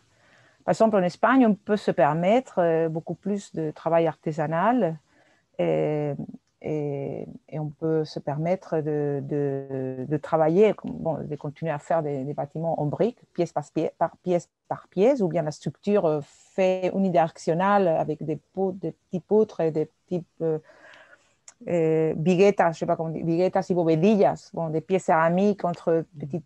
Bon, ça, on continue à faire en Espagne, mais ça, c'est hors question en France. En France, une bidirectionnelle en béton et le moins manœuvre possible. Et on préfère un métal plus épais et au lieu de devoir faire une tôle très fine et qu'on a besoin d'une superstructure postérieure pour que cette tôle ne se déforme pas. Alors, s'il y a 2 manières complètement différentes de construire, et bon, je disais ça juste pour le fait que peut-être on a cette tendance de nous rapprocher plus à l'Europe qu'au nord de l'Afrique, même si on est proche du nord de l'Afrique que du sud de l'Europe.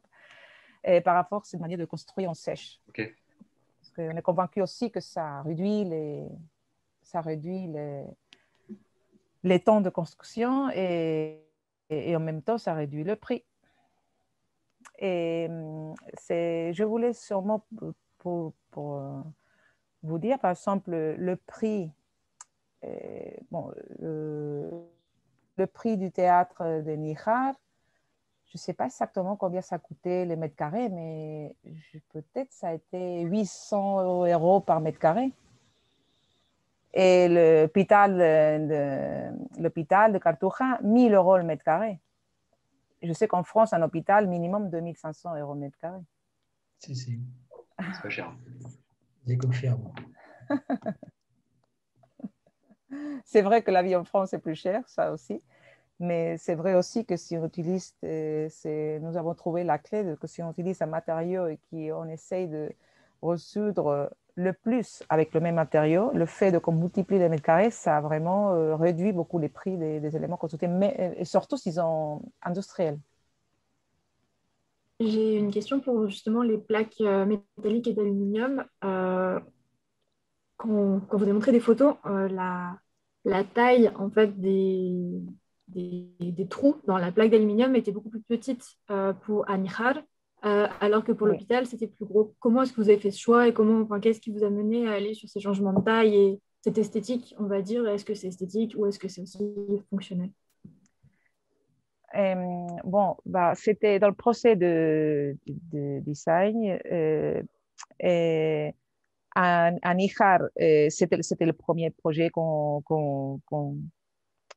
faisait cette recherche de la construction par rapport à la progression contre le soleil, essayer de faire. Et pour Níjar, c'est un peu différent parce que à Níjar, cet espace entre, ouais, vous voyez, il y avait la structure, il y avait la tôle pliée métallique, l'isolant, et directement, l'isolant était en contact avec cet espace ventilé en ombre. Alors, ça travaillait comme une façade. Je ne sais pas si en français on dit fachada invertida, c'est le même mot pour techniquement, une façade invertie. Inversée, pardon, une façade inversée, pareil qu'une toiture inversée. Et là, en Irak, c'était très, très, très clair que la forme du bâtiment demandait de faire cette, comme si on avait une bande, tu vois, une bande tout autour. Et c'est vrai que le fait que l'isolant était directement en contact avec l'extérieur, bah, ça nous faisait peur de faire des trous très grands, aussi c'est vrai. Aussi, ça nous faisait peur que les oiseaux rentraient. Alors, on devait contrôler beaucoup la dimension de cette ouverture. Par contre, à l'hôpital, le détail constructif est différent. Ici, ça nous donnait beaucoup de peur de vraiment faire un édifice très performant parce qu'il y avait des personnes malades à l'intérieur et ce bâtiment, on voulait vraiment de ne nous pas tromper. Alors, ce qu'on a fait, une espèce de double façade. Ici, oui, on a travaillé avec la brique. Il y avait une première pièce de brique avec son isolant. Et après, la tôle pliée qui couvrait et protégeait l'isolant. Et après, comme je vous ai expliqué, on profitait la tôle d'aluminium perforé qui est superposée à la tôle pliée pour créer cet espace en ombre. Mais là, ça ne faisait pas peur les oiseaux parce que les oiseaux n'allaient pas rentrer dans l'isolant et si un oiseau rentre, sort juste tout de suite parce qu'il n'y a, tu vois, il y a pas un endroit où se cacher. Et à part le contrôle de la dimension des trous, c'était, comme j'avais expliqué, par rapport à la privacité, si ça donnait un espace sur ce grand espace vestibule intérieur-extérieur en ombre, ou bien sur la façade directe. Alors, ça dépendait, parce qu'on avait plus de... si ça donnait sur la façade, on avait plus de perspective. Alors, finalement, le trou pourrait être vraiment plus grand. Merci beaucoup. De rien. Et du coup, j'ai une question pour rebondir sur cette question du trou, justement. Si derrière, on a des chambres par endroit, carrément, juste derrière de cette phase, donc j'imagine avec une menuiserie en plus, est-ce qu'il y a vraiment une vue qui se dégage à travers ces trous ou pas? Ce qui me paraît assez... Oui, alors, j'ai pas emmené des photos des chambres, mais c'est vrai qu'il y avait... il y a une normative par rapport à la chambre d'hôpital, le pourcentage de ventilation et un pourcentage d'illumination. Alors, le fait qu'on mettait cette grille de soleil ou cette tôle perforée devant les fenêtres, on devait calculer qu'il y avait un pourcentage d'amélioration de soleil et amélioration de ventilation. Alors, on a surdimensionné les fenêtres qui arrivaient de paroi à paroi et ça donnait beaucoup plus de largeur aussi, une impression d'être plus large à l'intérieur de cette chambre. Parce que vraiment, on voyait la limite vers l'extérieur était de paroi à paroi, alors on voyait tout, même à travers les trous. Et finalement, le pourcentage d'illumination était là juste selon la réglementation. Okay. Mais ça donnait, on pense, parce qu'il y avait, c'était bien sûr la 4e paroi, parce que une paroi était avec tous les éléments hospitaliers où c'était le lit, l'autre paroi c'était pour la visite, l'autre paroi c'était pour la salle de bain.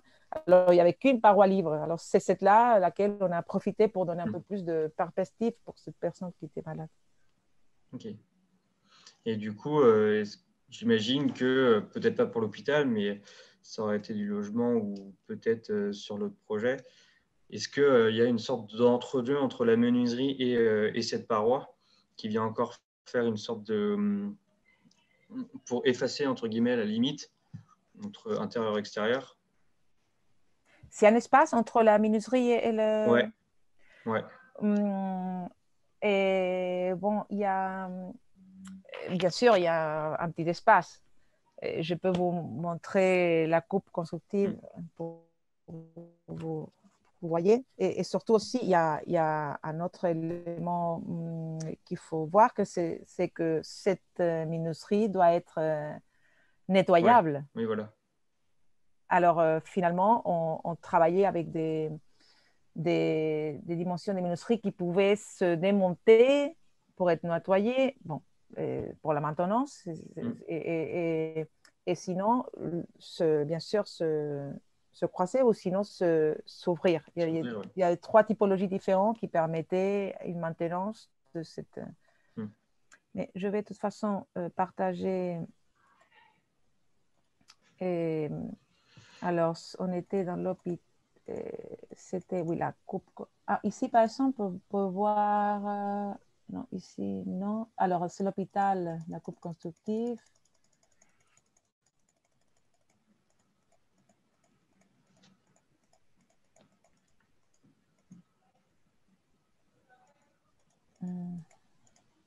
Voilà.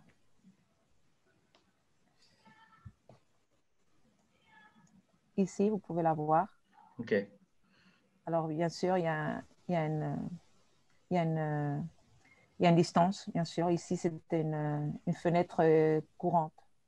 Okay. Et là, vous pouvez voir ce que je parlais. C'était la brique, l'isolant thermique. Et en plus, à l'intérieur, il y avait un doublage avec de placo pour les installations et tout ça. Et après, il y a la tôle pliée avec l'autre tôle perforée. Alors ça, vraiment, avec ça, on était sûr qu'on n'aurait pas à avoir de problème avec, avec l'efficience énergique.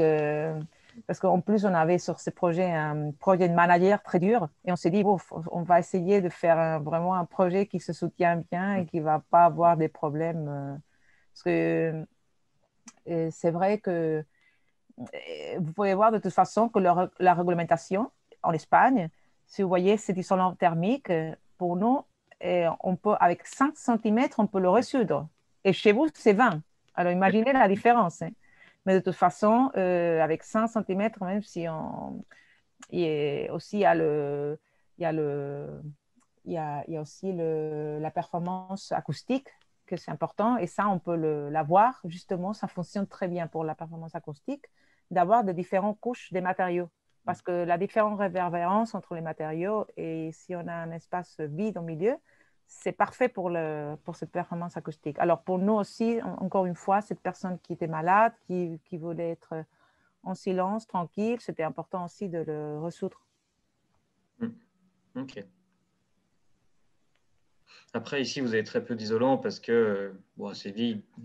L'été, il fait très chaud. L'hiver, je ne sais pas quel climat il fait à Séville, mais on est peut-être plus près des 15. Et ici, en hiver, il neige jamais. Ouais. Jamais il neige. Alors, on est la température plus normale en hiver, c'est peut-être 6 degrés, 6 degrés plus 0. Ça n'a jamais moins 0. C'est plus 7 degrés, mais c'est très exceptionnel. Ouais, donc déjà, ça enlève une certaine contrainte, quoi. Je sais. Mais par contre, il y a une sacrée contrainte qu'on ne connaît pas du tout. En effet, c'est quand il fait 45 dehors.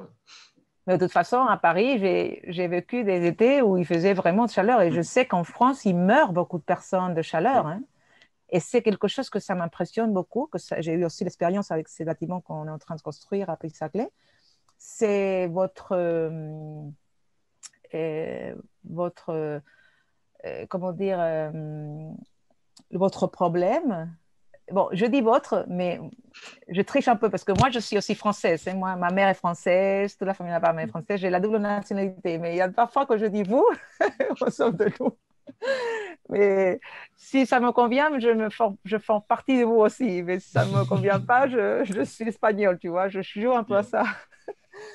Mais il y a quelque chose qui me choque beaucoup, c'est que en France, vous avez vraiment un peur horrible quand on parle de climatisation. Vous ne voulez pas parler de climatisation. Vous voulez ça, tout doit être passif parce que la climatisation, oui, c'est vrai que c'est pas bon les gaz invernaderos. Bueno, je sais pas comment on dit.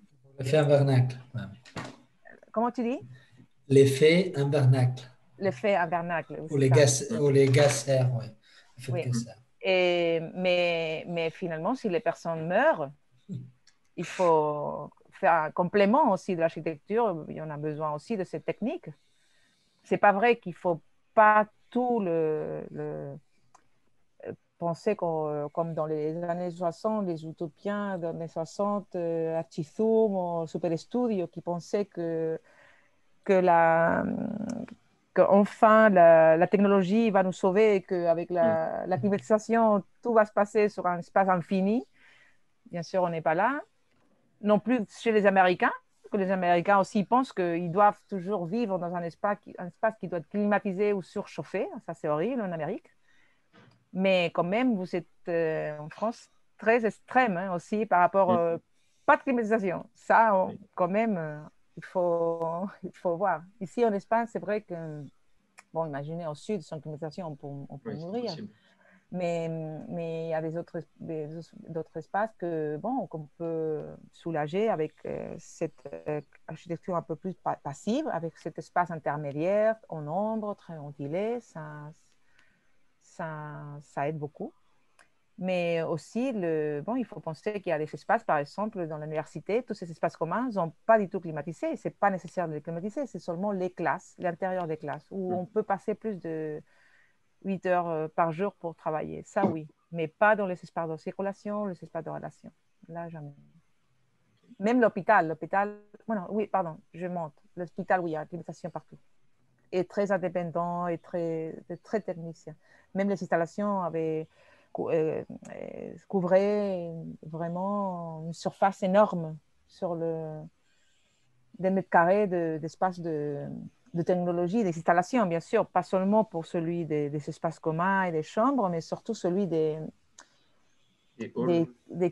quirophanos. Comment tu dis quirophanos en français? Chambre d'opération, c'est ça? Ah oui. Oui, c'est plus. Bloc opératoire. Bloc opératoire, c'est ça. Bloc opératoire.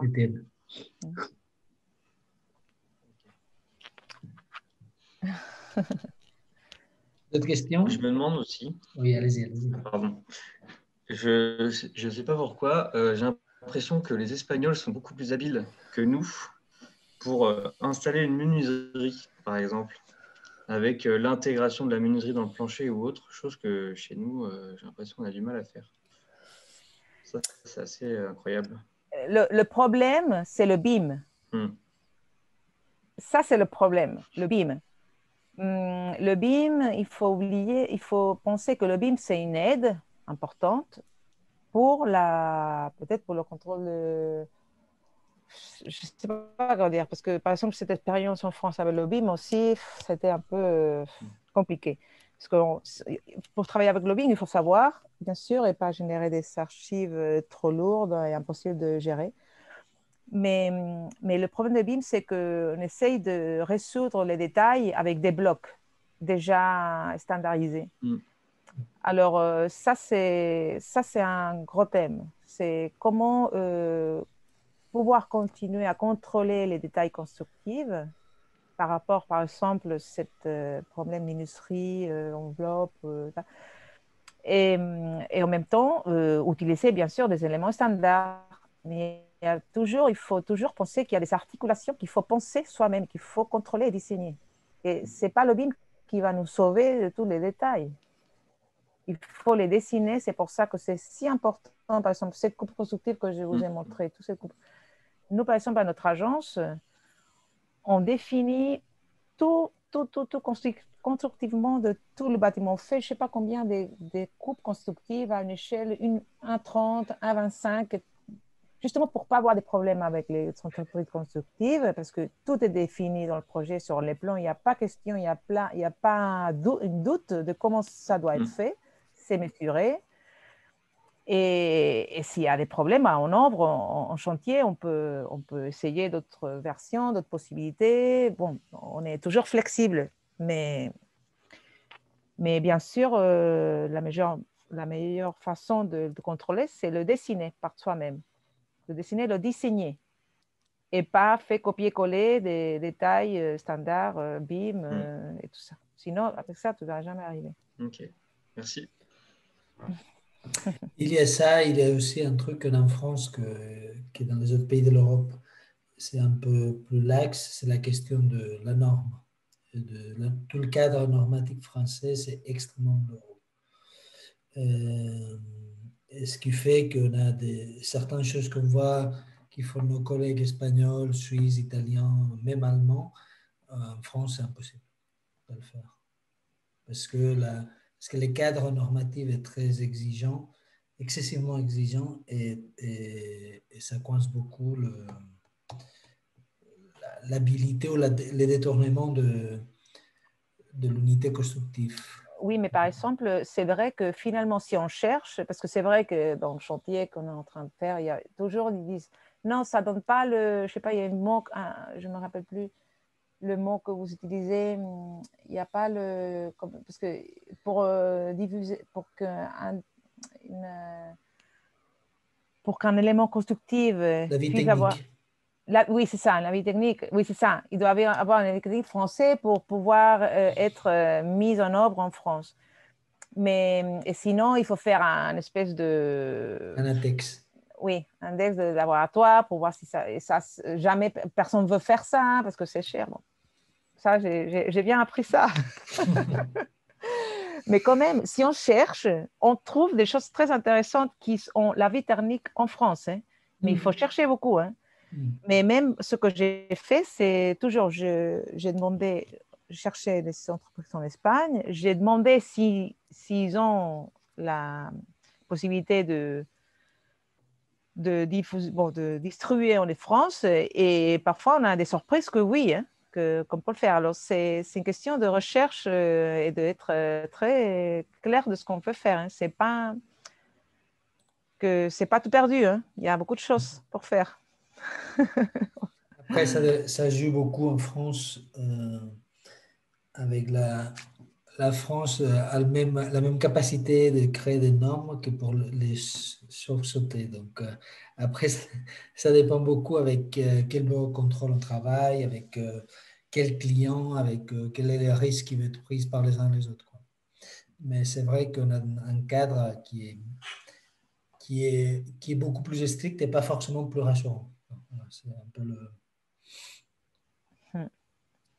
mais c'est vrai que ça fait aussi que ça crée des solutions techniques des fois qui sont un peu spéciales et que ça peut faire des choses intéressantes. Très bien. D'autres questions?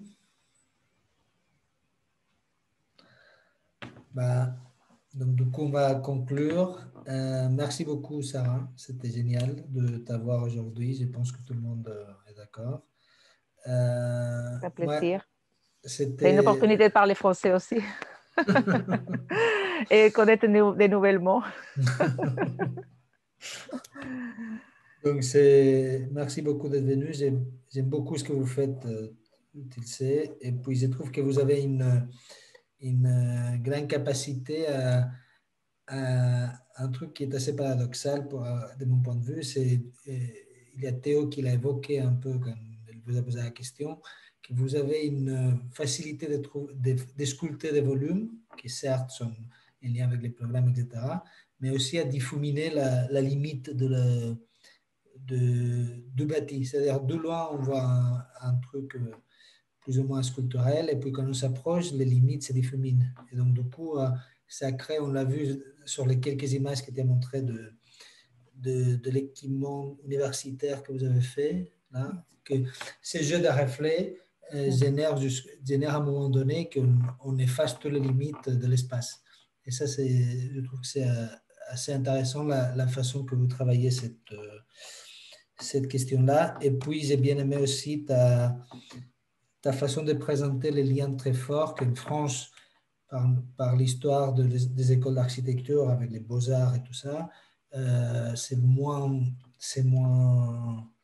évident les liens entre l'architecture et la construction, entre comment il est important de savoir construire et de savoir faire les détails pour que le résultat du projet à la fin soit celui qu'on souhaitait au début. Donc, voilà. Donc, merci beaucoup en tout cas d'être